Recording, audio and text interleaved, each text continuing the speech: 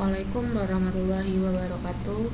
Saya Halimatun Hasanah dengan NPM 241302469 akan menjelaskan tentang struktur sekretory eksternal dan internal. Yang pertama ada struktur sekretory eksternal. Pada tumbuhan dibedakan 3 macam istilah sekresi, yaitu ekskresi, sekresi, dan rekresi. Istilah ekskresi yaitu eliminasi dari produk akhir metabolisme, dengan sekresi yaitu eliminasi substansi yang masih berperan dalam proses metabolisme. Yang pertama ada rambut kelenjar. Rambut kelenjar adalah struktur kecil berbentuk rambut yang terdapat pada permukaan tumbuhan dan berfungsi untuk menghasilkan serta mengeluarkan zat tertentu. Struktur ini merupakan bagian dari trikoma tumbuhan. Yang kedua ada nektaria. Nektaria adalah kelenjar penghasil nektar pada tumbuhan yang berfungsi menarik, penyerbuk, dan melindungi dari hama. Berdasarkan letaknya, nektaria terbagi menjadi floral dan ekstrafloral. Bentuknya bervariasi, bisa berupa tonjolan, lubang, atau rambut kelenjar. Susunannya terdiri dari sel sekretori yang menghasilkan nektar kaya gula, air, dan zat tambahan. Fungsinya adalah menarik serangga atau burung untuk membantu penyerbukan, serta mengundang serangga pemangsa untuk melindungi tumbuhan dari herbivora. Yang ketiga ada osmofora. Osmofora merupakan kelenjar yang menghasilkan minyak menguap pada bagian-bagian bunga yang berdiferensiasi menjadi bentuk rambut sikat atau sirip. Struktur osmofora yang pertama ada epidermis, adalah lapisan sel terluar pada permukaan tanaman.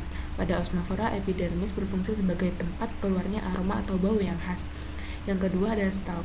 Stalk adalah struktur yang menghubungkan sel-sel osmofora dengan permukaan tanaman. Stalk berfungsi sebagai saluran untuk mengangkut aroma atau bau dari sel-sel osmofora ke permukaan tanaman. Yang keempat ada hidatoda. Hidatoda merupakan struktur pelengkap pada daun yang mengeluarkan air dari mesofil ke permukaan daun. Hidatoda mengeluarkan air dari ujung trakeit di daun yang terdapat epitem menuju bagian terbuka pada sel epidermis. Hidatoda berbentuk seperti struktur kecil yang menonjol di ujung daun. Letaknya biasanya di ujung daun, tetapi dapat juga ditemukan di bagian lain daun. Yang pertama ada stomata, adalah celah kecil pada permukaan daun yang berfungsi sebagai tempat pertukaran gas dan air. Yang kedua ada xilem, adalah jaringan pengangkut air dan mineral dari akar ke daun. Yang ketiga ada seludang, adalah lapisan sel yang mengelilingi xilem dan berfungsi sebagai pelindung. Yang keempat, ruang air adalah ruang yang berisi air yang akan dikeluarkan melalui hidatoda. Yang kelima ada pori, adalah celah kecil yang menghubungkan ruang air dengan permukaan daun. Yang keenam, epitem adalah lapisan sel yang mengelilingi pori dan berfungsi sebagai pelindung. Yang ketujuh ada seludang, adalah lapisan sel yang mengelilingi epitem dan berfungsi sebagai pelindung. Yang kedelapan ada kutikula, adalah lapisan tipis yang menutupi permukaan daun dan berfungsi sebagai pelindung. Struktur sekretory internal. Yang pertama ada sel sekretory. Sel-sel ini sering tampak sebagai sel yang khusus, mempunyai kandungan senyawa yang bermacam-macam, misalnya minyak, resin, lendir dengan rafida, enzim myrosin, dan tanin. Yang kedua ada ruang dan saluran sekretoris. Ruang dan saluran sekretori pada tumbuhan adalah bagian dari jaringan sekretori yang berfungsi menghasilkan, menyimpan, dan mengeluarkan zat-zat tertentu seperti getah, minyak esensial, resin, atau lateks. Ruang dan saluran ini berperan penting dalam perlindungan, metabolisme, dan interaksi tumbuhan dengan lingkungannya. Yang A ada ruang sekretori. Ruang lisigen terbentuk karena pelarutan atau penghancuran sel-sel di sekitarnya, menghasilkan rongga tempat zat-zat sekretori disimpan. Contohnya ruang penyimpanan minyak pada jeruk. Yang kedua ada ruang skizogen, terbentuk karena pemisahan dinding antar sel selama pertumbuhan, menciptakan ruang di mana zat sekretori dikumpulkan. Contoh saluran resin pada pinus. Yang B ada saluran sekretori.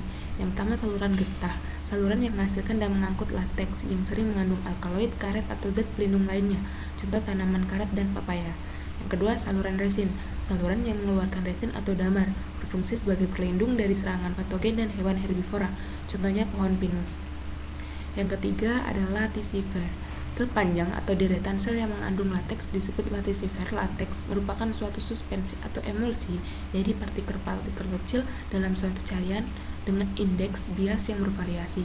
Susunan kimia partikel penyusun suspensi atau emulsi lateks berbeda-beda, misalnya karet, lilin, resin, protein, minyak esensial, getah, butir padi, garam, asam organik, dan substansi lain.